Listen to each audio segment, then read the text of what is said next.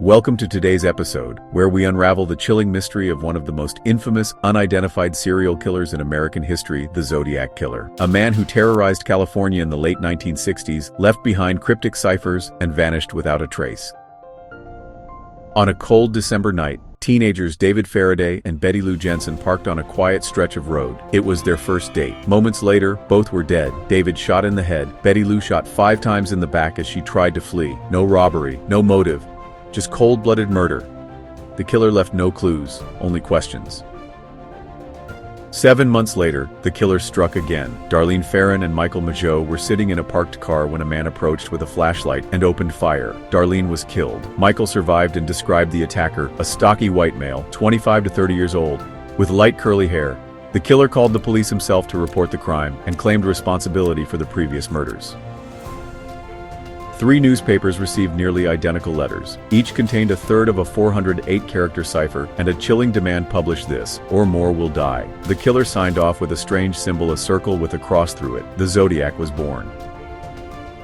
Brian Hartnell and Cecilia Shepard were enjoying a peaceful afternoon by the lake when a man in a black hood and executioner-style outfit approached. He tied them up and stabbed them repeatedly. Cecilia died 2 days later. The killer left a message on their car door, listing his previous crimes and signing it with his symbol.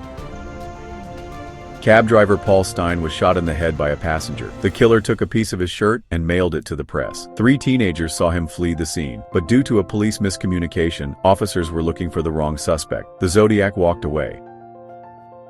Over the next 5 years, the Zodiac sent more than 20 letters. Some included cryptograms. The first, Z408, was cracked quickly. The second, Z340, remained unsolved for over 50 years. It read, "I am not afraid of the gas chamber." 2 ciphers remain unsolved. One may contain his name. He threatened school buses, claimed to have planted bombs, and mocked the police with every letter. Some believe the Zodiac may have started earlier. In 1966, Sherry Jo Bates was murdered in Riverside. A typed confession was sent to police. In 1963, Robert Domingos and Linda Edwards were shot on a beach in Santa Barbara. The ammo matched that used in the Zodiac's first confirmed murders. These cases remain unconfirmed, but the similarities are haunting.